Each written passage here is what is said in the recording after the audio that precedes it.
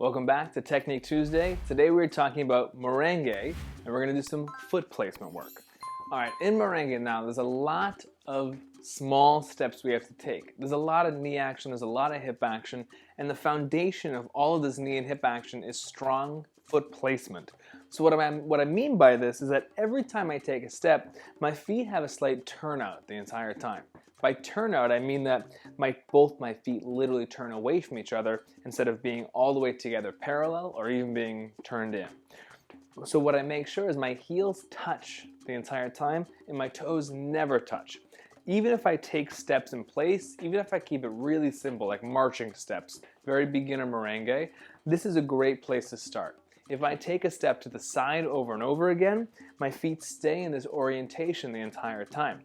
Even if I have a lot of knee and hip action, this is going to stay the same forever. Every time I take a step, my heels touch and they brush each other, and my toes don't. They touch and they brush every single time. Now, if I'm taking forward and back steps and my feet are passing one another, they're not going to literally touch that time. But every single side step, they brush and touch every single time.